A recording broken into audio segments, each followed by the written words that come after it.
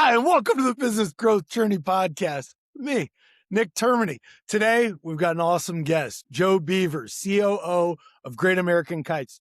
Joe, what's up? Welcome to the show, man. Yeah, thanks for having me. I'm really happy to talk with you more today. Awesome, Joe. Well, first, so we met at a networking event, right? Yes, at the North Kansas City Rotary Club. Yeah, 2 weeks. man. This is something like that. So Yeah, Joe, today, just to give everybody a heads up, we're gonna share your journey in the business world. But first, to get started, be great to learn a little bit more about you. Could you kind of tell us where you grew up, where you went to high school, what kind of activities you did, that kind of stuff? yeah, for sure. So I've always been around the Kansas City metro area. I was born in Overland Park originally. Grew up as a young kid through in Olathe, and then in middle school, around that time, I moved up north to a small town called Polo. It's about a hour northeast of Kansas City. Through that time, I still traveled to Olathe all the time because my parents were divorced. So growing up, I was in the north and south side of KC pretty frequently. It was frustrating growing up, but it gave me an opportunity to see multiple different ways people live, honestly. And so growing up, I did basketball mainly was my main sport. I was huge into basketball. Through high school, I did cross country, track, and yeah, I was really focused on sports growing up. It kind of gave me a lot of my work ethic, I think, or So, was able to so curate. Joe, what you're saying is you're a competitive guy. Yeah, Got it. sure. Could you dunk? No, I tore my ACL, and No. this is what every guy that doesn't play sports in college says is like, I got injured. But well, after I tore my ACL, there was no more jumping.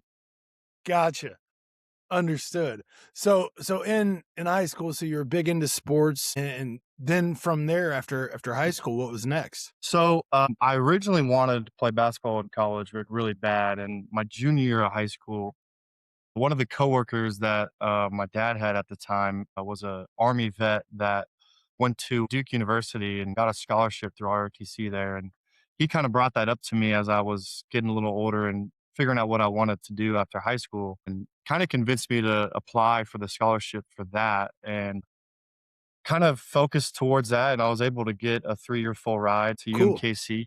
So I weighed my options and decided I wanna go that route. So I ended up going to UMKC, for that scholarship, which then COVID happened in 2020, so it kinda changed my plans a lot. So I ended up dropping out, through COVID and changed my long-term plans, but I did end up graduating from, UMKC and went to the business school there.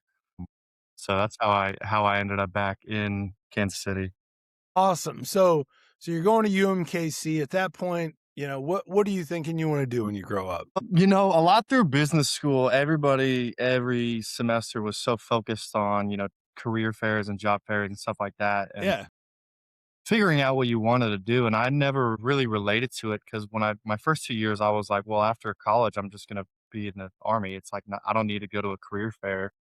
So I never had to think much about it. But then when I ended up dropping out, my plan was I just wanted to go all in on my company, Rolling Magic Detailing, and then also my family's company, Great American Kites.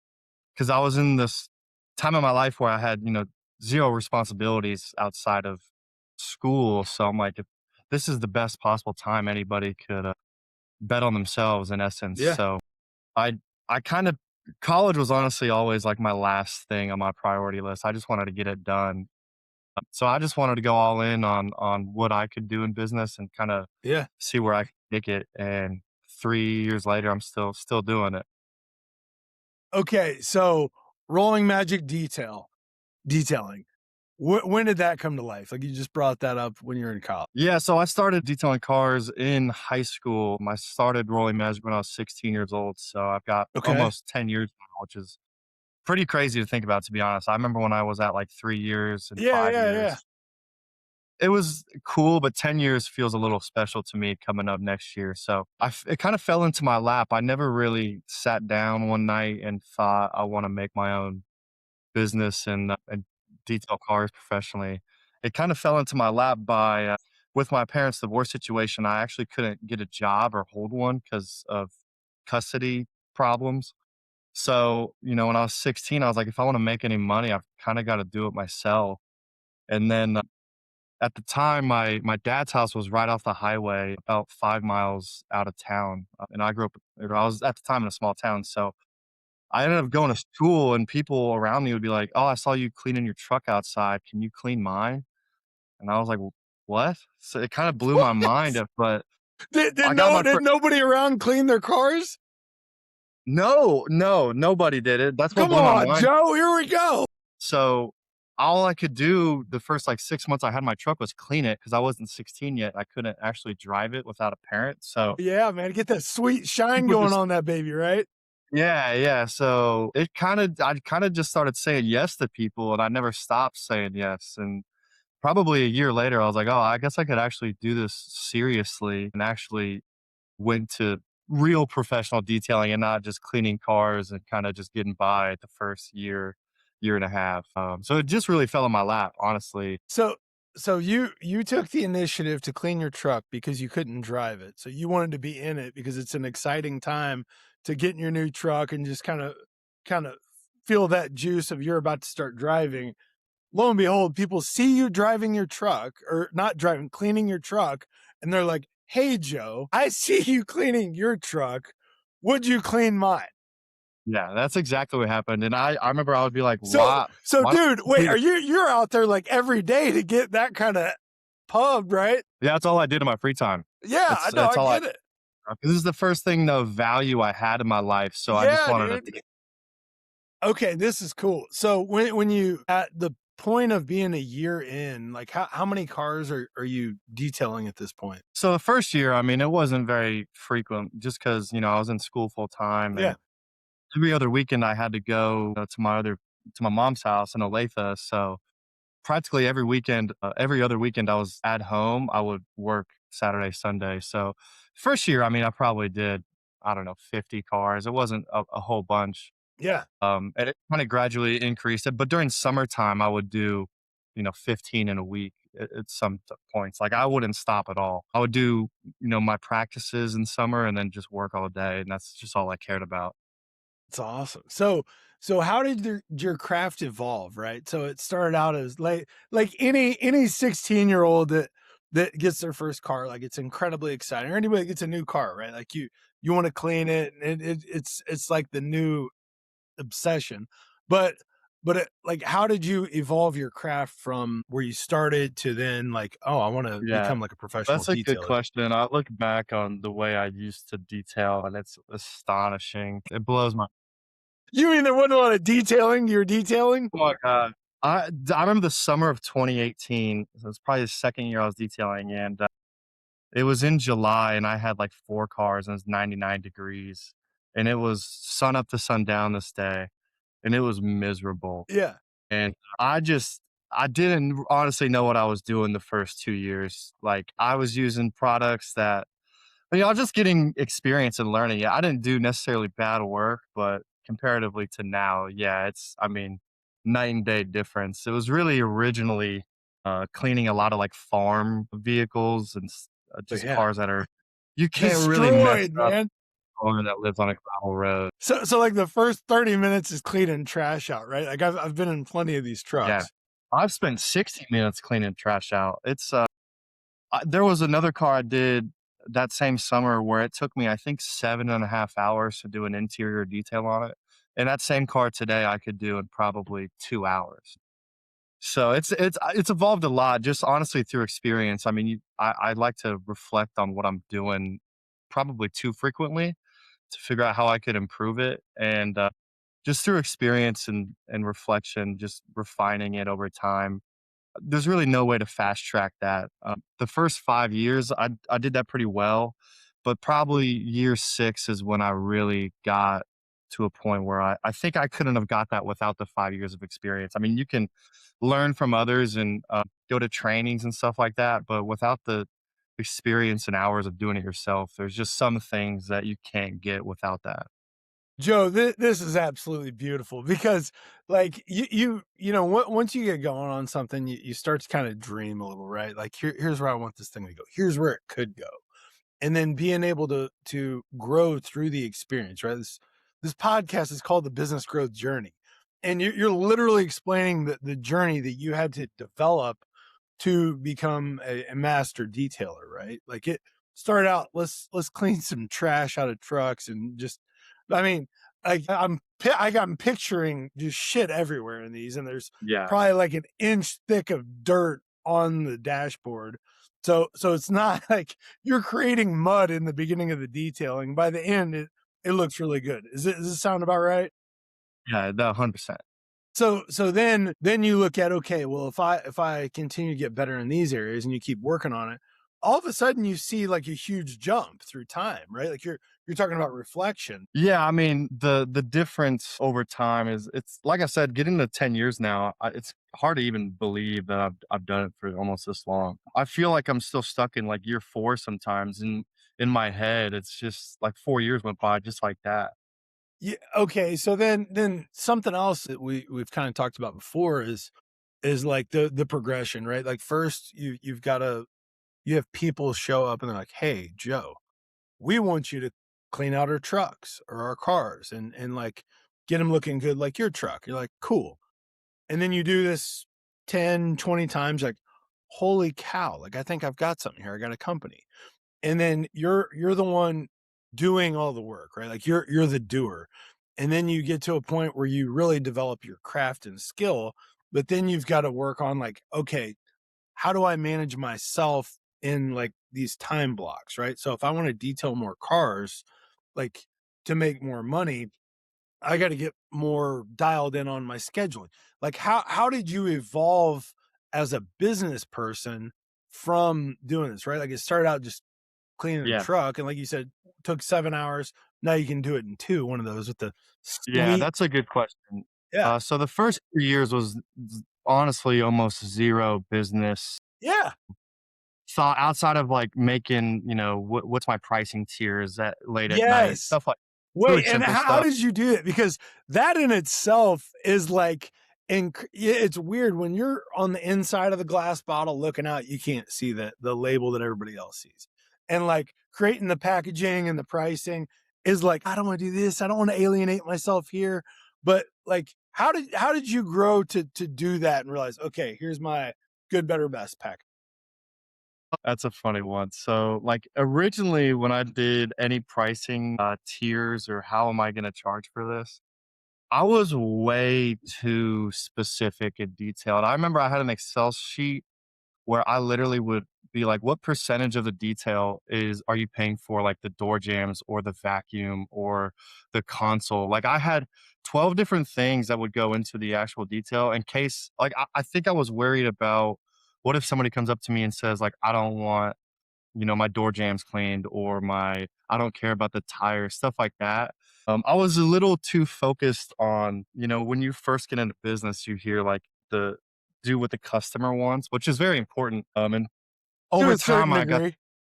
I'm not my service is my service, like, I'm doing this or not, and if you Yes. want something different and more specific for you, that's great, but that's not what I specialize in, like, when I do details, like, I don't have tiers, it's only interior and it's only exterior Yep. or both, so, Okay.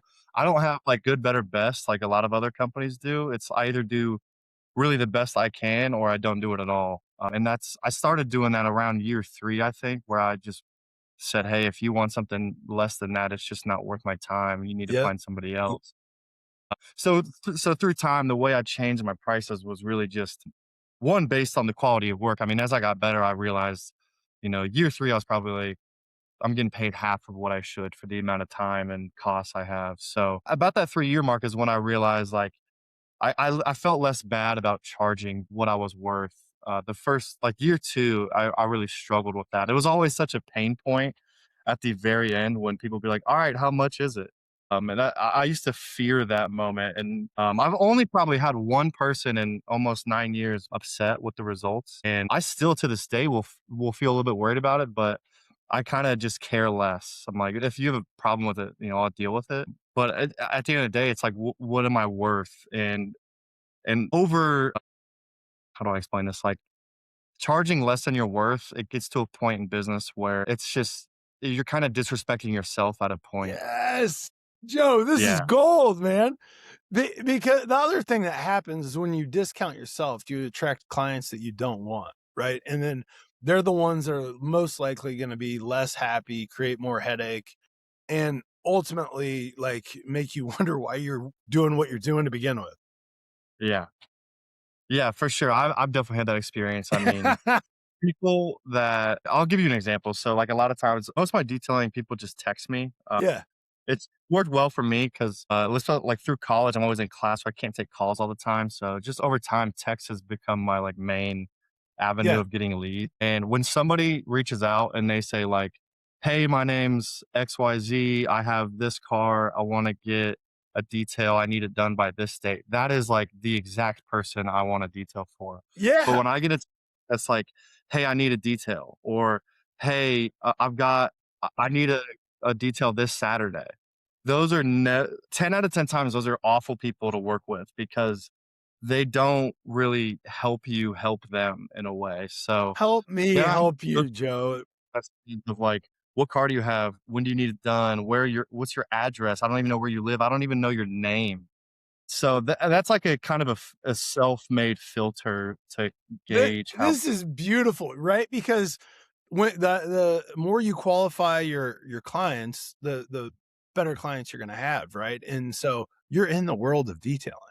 So details matter, right? Clarity equals kindness. So when you have someone that reaches out and knows exactly what they're looking for, well then you know exactly what you're going to give them.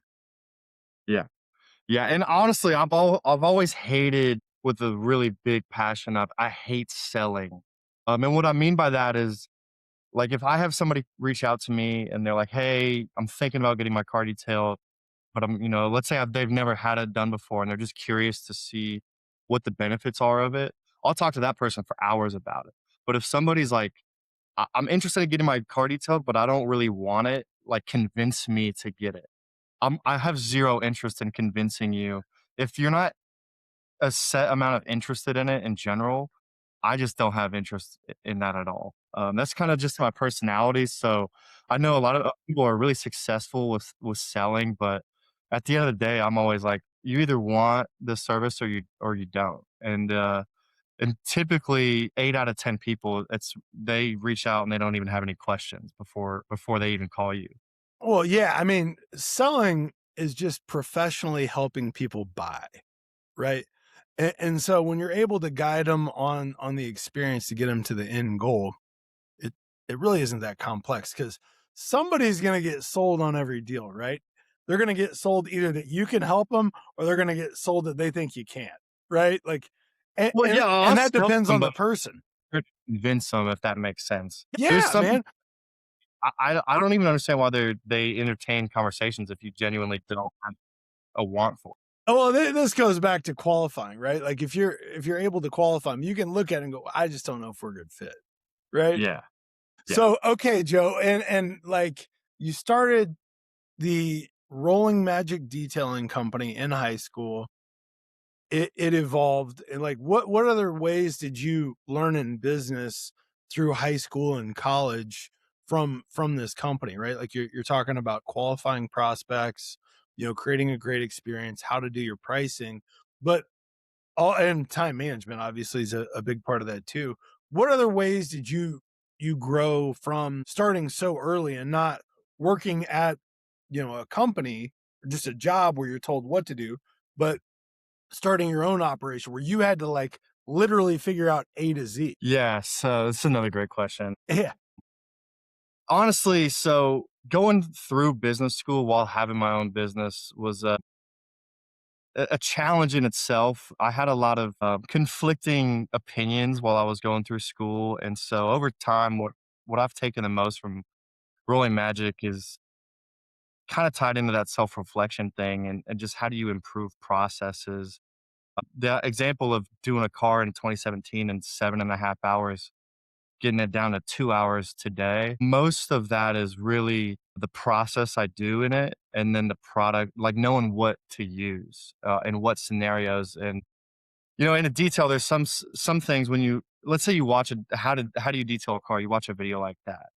In that video, that makes a lot of sense for 99% of people. It's a very simple process, but that doesn't include, what if it's 95 degrees outside and there's 0 shade and it's 85% humidity versus, or another day, let's say this morning I had a detail.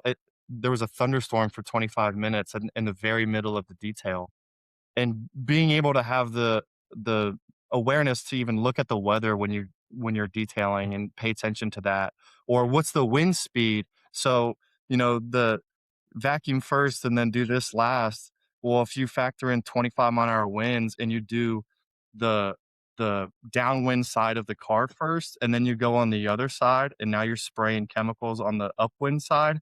Now all those chemicals are overspraying to the other side of the car. So stuff like that, that's like super nuanced, that again, you just don't get stuff like that without experience. Yeah. Because, 7 years ago, I would have not thought about that as much, and then you have to spend another 40 minutes, making sure there's no issues on the other side of the car now because you have stuff that's with the wind carried over there. And kinda translating that in the physical actual process and moving that towards the business aspect of it. How do you make a marketing plan that's based on, we've got the World Cup right now, so the wherewithal of 14 months ago as a small business to be like, how is this going to affect me in a year from now, even though I'm not going to get any personal benefit from it for over 12 months, or, local events in your community and stuff like that. Like transitioning that to the business side and figuring out how do you do this really well in every scenario that's very, in my opinion, as a detailer, vastly different. Yeah. In some ways, that probably is not a good thing because I do get into the weeds, is what I call it, sometimes a little too much. But having, with Gardner and Kites, I work a lot very closely with my dad. And so he's like the opposite. Growing up, he used to always tell me, I see the world a mile deep and an inch wide. And he's kind of the opposite. He's more like a mile wide and an inch deep. So when you compare those things together, it's a really good teamwork in essence. So Yeah, yeah. So wait, so one more thing real quick. So if starting out your first company, which you're still running now, right? Which is yes. pretty cool that you've been able to keep it going for that long and be able to build it up, learn and grow. How you're talking about, somebody that's either a high level thinker or down in the weeds, and being able to toggle between both, right? Like that's part of it's a learned skill in a lot of ways. And detailing, obviously you're into the details, right? Like it's I'm guessing to a point of like obsessiveness just from what the nature of the work is, right? Yeah, honestly, not to interrupt you, but some of the Yeah, best detailing advice I've ever got was, most detailers really, really struggle with, where do you draw the line of your want of perfection and what does the customer care about? So exactly. just like a stain like this big under the seat that nobody's ever gonna see.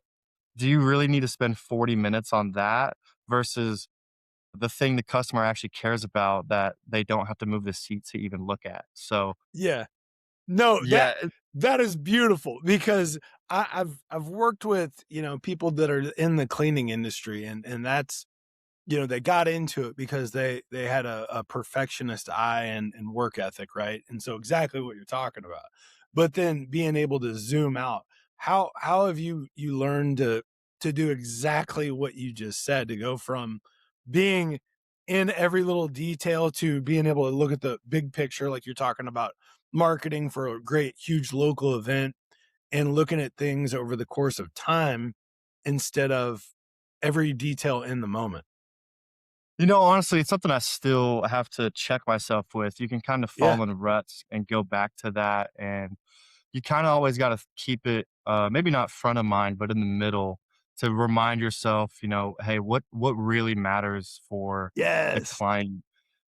I probably go through like 3, 4 months of don't have to think about it, but at least twice a year, you gotta remind yourself and kinda review what you've done.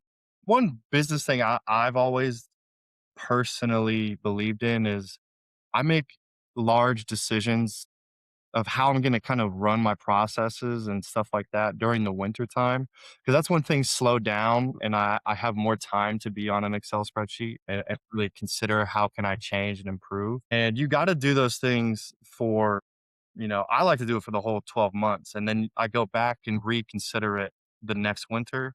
Or you can do it quarterly is another way. Kind of depends on what you're changing. But if you just do it for a week, you don't give it the opportunity to see if it works or how can you improve that change that you made to that process. And sometimes it's not the best decision and you got to go back. And then now you have a challenge of you changed how you did something and now you're going back. So there's kind of a latency of how to do that and without continuing the change you made previously. So, like I said, I get too much into the weeds a little bit with stuff. No, Joe, what you just said is absolute gold because most people that started or own their own company or are in different leadership roles do exactly what you were talking about before, where they get stuck in the weeds and they're not able to see a annual snapshot or break it down quarterly and continue to start big and then break it down and look at areas for continuous improvement. So, the fact that you've been able to do that throughout this process from a company you started in high school definitely positions you well to continue to grow as a leader and be able to expand on you know being like it's a skill to be able to pull yourself out of when you're stuck in the details, right? Like it's human nature, man. Everybody's going to get stuck at some point, but being able to recognize you're there and then know whatever, habits or trigger or whatever you need to change so that you can pull yourself out and adapt and then refocus. Dude, that's a big skill. Yeah, it's one of those things you just get with experience, I think. Oh, 100%. So you brought up Great American Kites. Where does that come into play here and everything? Yeah, so Great American Kites is honestly one of the biggest events kite companies in the world. Okay. We do over 40 events a year now. And what's an event mean? Like what's an event for Great American Kites look like? Are we talking kites the size of you having your background there, or what scale of kite are we talking Yeah, here, Joe? we sell kites similar to what I got back there from Gotcha. that event. But we fly show kites made mostly from Peterland kites out of New Zealand, but Okay. they range anywhere from 15 to 25 feet on the low end, up to 85 to 100 feet. We've got the third biggest kite ever made that we call the Mega Flag or Old Glory. Yep. That's 10,800 square feet inflated. So I think it's 100 feet by 80, something like that. 100 feet by 80 size Yeah, American flag kite. yeah, yeah. That's It's like a big insane, man. plate. Just imagine like literally your pillowcase flying, but almost the size of a football field in the air. So we have kites that most people don't even know exist. So an event will look like you know, probably 40% of them are kite festivals specifically. So all there is kites and then food vendors and stuff like that for people to have something to eat or drink while they're at the event or fly their own kite. We do a lot of hot air balloon festivals. We were just in Cameron this past weekend at the hot air fair. So we're kind of like an insurance company for hot air festivals because, if it gets over, I think 8 to 10 miles an hour, they can't fly at all. So Yeah. like it's really nice for us because that's when we can fly. So at big hot air balloon events, if you have 10,000 people that, paid a ticket to get in to see hot air balloons, and then they can't fly, you're kind of, there's no show. So we're kind of a good backup in a lot of scenarios. And then we previously have done a lot of, or recently have done a lot of ag tourism farms. So we were at the Carney Fun Farm, I think 3 weeks ago Yeah. now. That's That been one place of is our dreams. huge, man. Yeah, it's really, really cool. That was one of, it's just so special to go there. We've always drove by that farm and wanted to do it, but I think we do, I think 7 farms this year, all across the country. So but in essence, they all have our show kites to kind of be something people look at. If you don't know the events going on, you just look in the air and you're like, "What is that?" So it kind of gives you some more local notoriety. Yep. And we have, people that drive 4 or 5 hours to come to a show and see our kites. So Cool. honestly, we're going to talk a lot about it the next 30, 40 minutes, but it's something you really will not understand unless you go see it. The videos, they look cool. But when you see it in person, it's just different. I don't know how else to explain it, but when you see 20 show kites in person, it's just I've never seen anybody really not enjoy it. Oh man, this is good stuff. Okay, so How did the Great American Kite Company come about?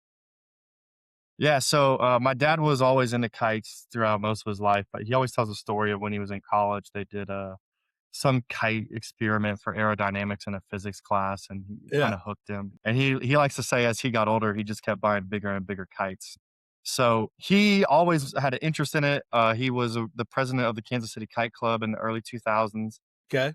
and they started just doing more events, and he kept growing his collection, and he eventually got to the point where he wanted to do it, as much as possible. And the events, he got to the point where like this is really hard work. I mean, we're doing this for free and I've got thousands of dollars invested into this. Yeah. Like he just wanted to do more. So he broke off from the kite club and started Great American Kites and events, and he named the company after his service in the military. If you ever talk to him, he very appreciative of his time in the army. He was in Desert Storm, and just I'll talk to you for hours without you being able to get a word in. So he wanted to commemorate his experience in the military, and that's how we got the name Great American Kites and our colors red, white, and blue, of course. And so that was, I don't know, 10 years ago. I think that was 2016 when he actually got the formal business started, and we just kept growing it from there. And when I was in business school, I started helping a lot with like scheduling and doing more events and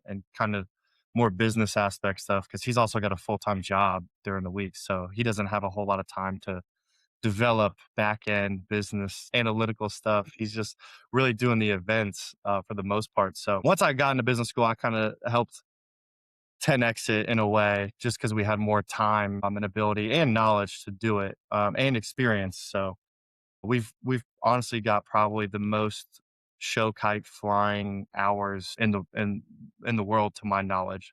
We put 10,000 hours on kites easily. I mean, we fly for 8 hours almost every weekend. These kites that they're all made out of ripstop nylon, and we have 3-year-old kites that are almost trash because we put so much wear and tear on them. So we've got about 80 kites total, I think, maybe 85 now. Wow.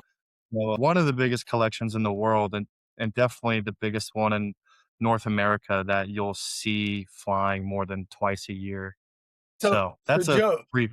this is fascinating for a lot of different reasons. But like you're talking about how you started your detailing company is just cleaning my truck, man. And it was something that you enjoyed to do that a job found you, right? Like essentially. And then you were able to build and expand from there. And then with your dad's passion for flying kites and said, "Hey, this is costing me a lot of money and time.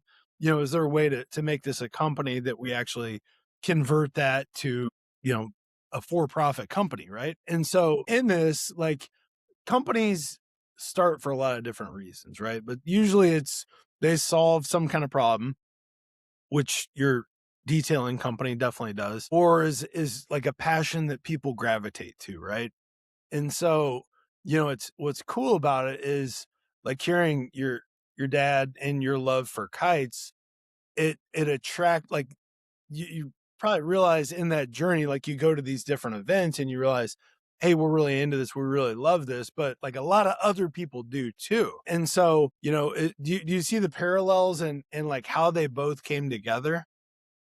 Yeah, yeah. I think definitely the way they started of just kind of being a passion and Yeah. just stopping. Honestly, a lot of times it's just you just don't ever say no. So you eventually 10 years later, you're like, oh, I guess I have a business. Yeah.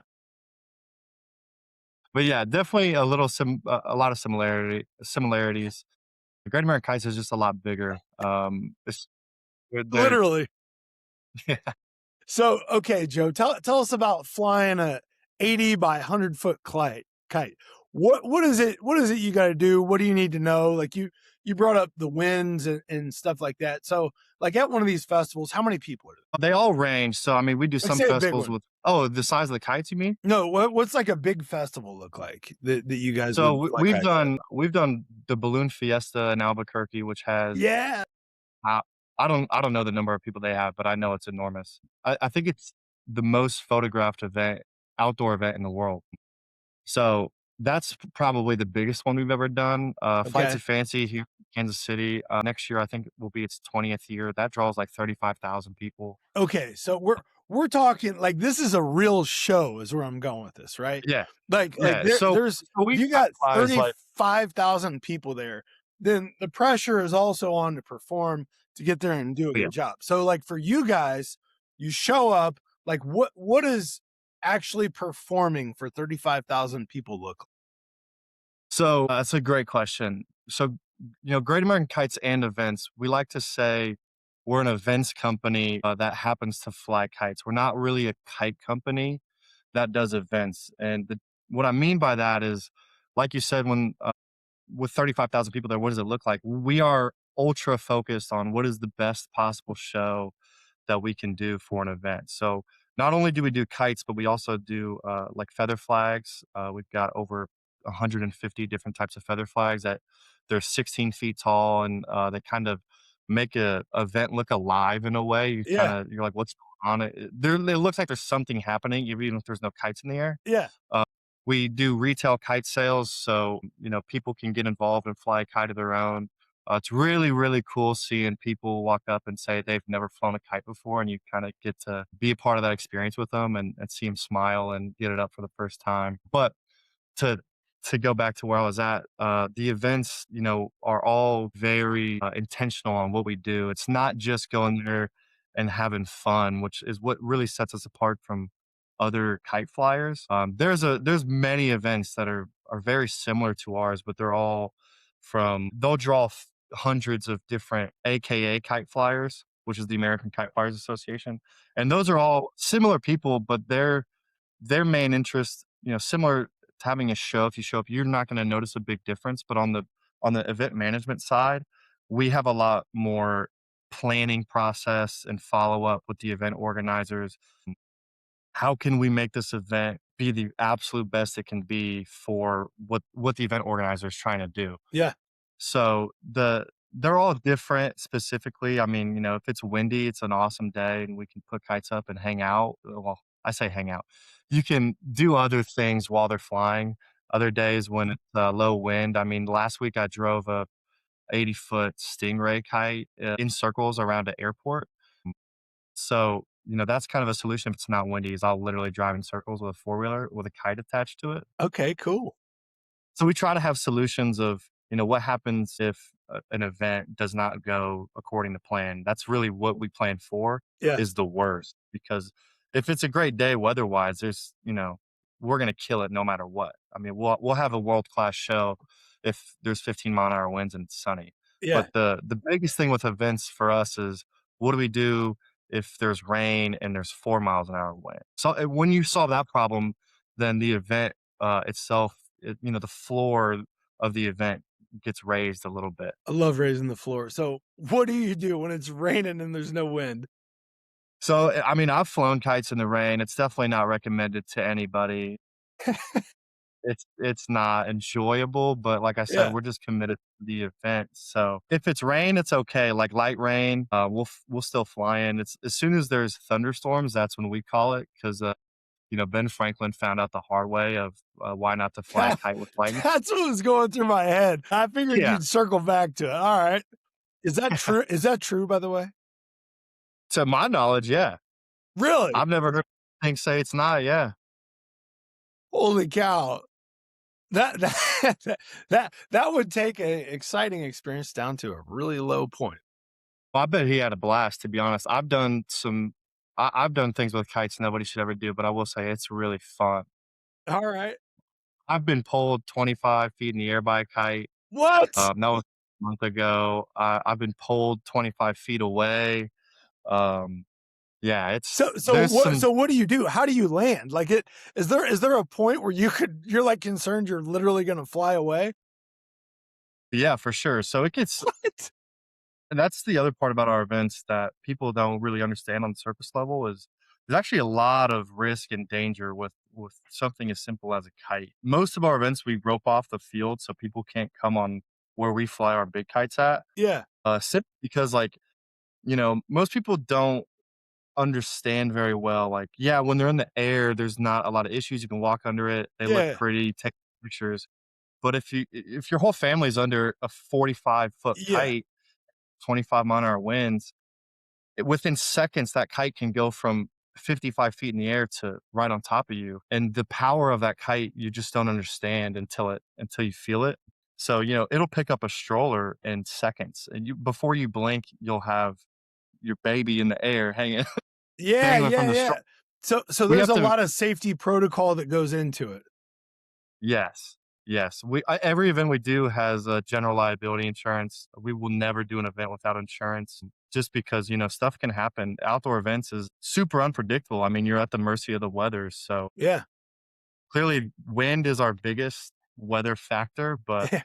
we've had events that, 2 years ago at Sugar Creek, event called Sky High Festival, they had 30,000 RSVPs to this event. So it was a huge event. And the day of the event was perfect weather, but they had to cancel the event because all the parking was on grass. And the week before it rained. So the, the, they had a logistical nightmare of what do you do if there's 5,000 cars here stuck in the mud? Yeah. They ended up canceling the event just because, a problem like that, a less experienced event organizer that doesn't think of that, how do you get a tow truck to tow up 5,000 cars? So stuff like that, it's just You get more nuanced than up. one. Yeah. Okay, Joe. So let's kind of go through this for a second. So we're gonna have an event. I'm an event coordinator or event manager. How would you come in and say, hey Joe, we'd like to work with you guys, or we're considering working with you guys. How would you align with what the event is if it's not just kite specific, but we're gonna have 50,000 people there? We'd love to learn more about what it looked like to have your guys' massive kites there as part of the show where everybody's looking up. Like how do you align with that? So, my first question would be, have you seen our kites before? Do you know what we do at all? Yeah, so I followed you on social media. So, okay, so you've seen videos. Yeah. We specialize in, doing large scale outdoor events where we fly the world's biggest kites. We'd love to talk more about doing your Yeah. event. Next biggest question is gonna be, what's the size of the field that you have at There your we space? go. So you gotta You see have the a event look. massive open field. Yeah, so I need, at least, like, 2 football fields practically. Okay. That's roped off S just for you Bigger guys. space, the better. Whatever space you imagine, probably double it as what we need. Okay. We have a lot of events reach out to us that we'd love to partner with, but we just simply can't do an event Yeah. at that location.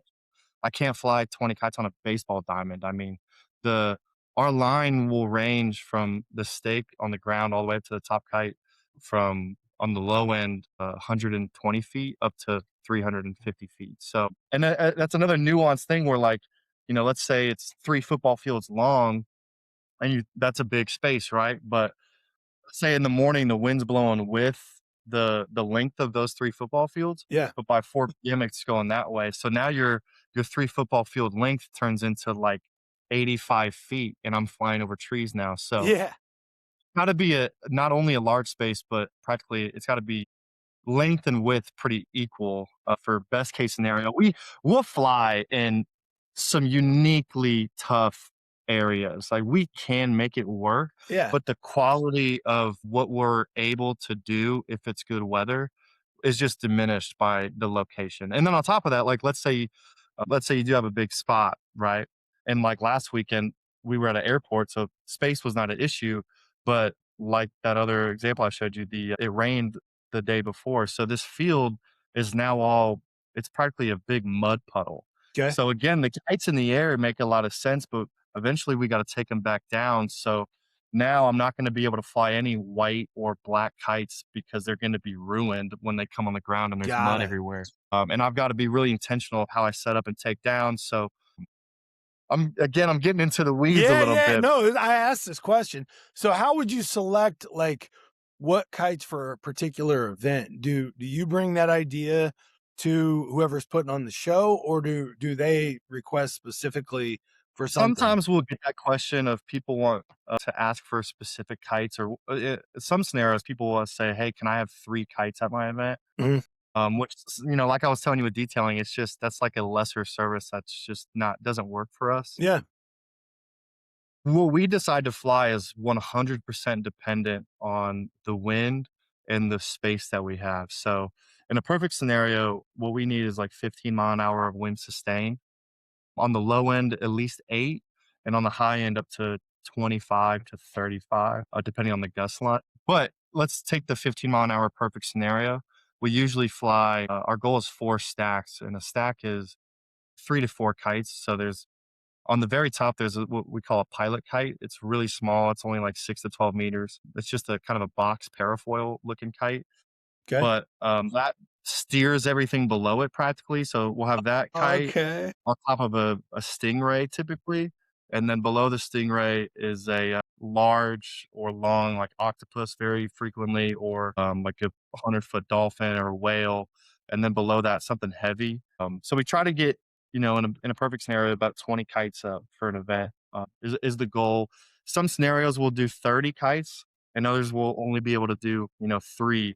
But in that example, that's what we would do is stingray, long kite, and then something really heavy, and do 4 different sets of those. And let's say another scenario, if it's really windy, we can't fly the stingrays because those are designed to pull harder.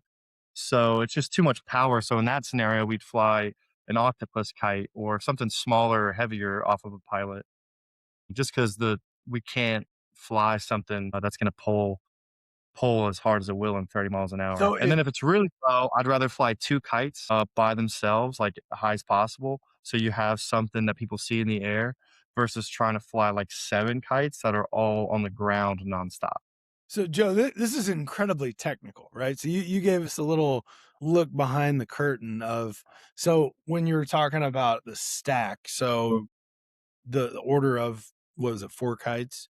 So are all those on the same line and that's how you control it? Is based like that's the science of it essentially? Yeah, that's all. Everything that we fly is single line. They're actually, in my opinion, I think it's easier to fly than a kite like that. Yeah. We don't hold on to kites. We put them in the ground with tent stakes, like that are 5 feet long. We'll also use a tree for a stake occasionally if it's just a good direction to do that. Our line is rated for 3,500 pounds, so they pull a lot harder than you think. And the windier it gets, the more it'll pull. But yeah, very very technical with everything we do. All of our line length is the same. From we go 70 meters, 50 meters, and then about 35 meters Yeah. from the kite. And then on top of that, that first 70-meter line, that attaches to the stingray, and then on top of that, you have another 50 to 70-meter line that goes straight to the pilot kite. So, Joe, if you guys are based in Kansas City, where are most of the events? Do you guys travel for events? Yes, yes. We do events all across the country. I mean, majority of them are in the Midwest. We probably have 8 to 10 local within an hour-ish of Kansas City events, and then probably another 15 within 7 to 8 hours, and then sprinkle in, like, 4 that are above that. So we'll go anywhere. I mean, if you've got I mean, that it is tough for us to travel 12 to 15 hours just because it's becomes a logistical Yeah. exponential increasing expense. So getting enough labor and getting that a 2-day event, in Kansas City is 2 days. I get to sleep in my own bed. Everybody on the crew sleeps in their own bed. But we're gonna go to Portland this year for a 2-day event. But that 2 days of events becomes a 7-day event for the crew because we have to travel there and travel back. Okay, and how many are on the crew? So we've got the main trio is me, my father, my stepmother. That's like who's all built Great Yeah. American Kites from the ground up. But we've got a team of I think I want to say 8 that everybody, like I said, we all have full-time jobs outside of Great American Kites. So Mhm. out of the 8 crew members, we try to get like 2 or 3 to an event that are available that weekend. Yeah. So we just sprinkle in who can do what throughout the year based on their schedules. And, some scenarios we'll get everybody to an event, which is really, really cool. We maybe get that once a year, and that's a fun time. So, crew of 8 guys, they're all really good. And honestly, none of them are kite flyers. They're just honest, most of them are friends that I've had for a long time Yeah. that are just hard workers, which is really great for us because, like I said, we're an events company that happens to fly kites. Yeah. So we need people that are just want to work their ass off, honestly, Yep. and not care less about the kites and more about what is the purpose of the kites. And what is the purpose of the kites? Yeah, it's to have a great event. I mean, we fly kites. We like to say we fly so you can look up. Yep. You know, we also say, well, we're in the amazing memory business, so we're there to, bring communities out to have a good time outside with each other. One unique thing about our events that I have looked around and I can't find anywhere else is the inclusivity of our events. I cannot find anywhere else. You'll literally see a 14-year-old, a 6-year-old, a 75-year-old that's retired for 10 years. You'll see parents, you'll see people on dates at our events. There is no limit to the demographic that will have a good time at an event that we do, which I think is really cool because you go to like a concert, right? And, it's going to be 20 to 40 age range, or you're going to go to something more kid friendly that's all families. You're not going to see too many people that are retired or middle aged. It's kind of like a specific demographic. So something I think that's very special personally is just being able to see anybody be able to have a good time with each other. And especially after COVID, having communities, out together and just doing the same thing is so rare to see. I mean, like I said, I haven't seen it anywhere else that I go to. So, we do it for people to come together and look up. Joe, this is cool stuff, man, because flying kites is fun. It really is. Just like you said, it's for everybody. And you guys have an incredible wow factor of somebody that's flown a kite the size that you have, on your backdrop there. That's what most people understand.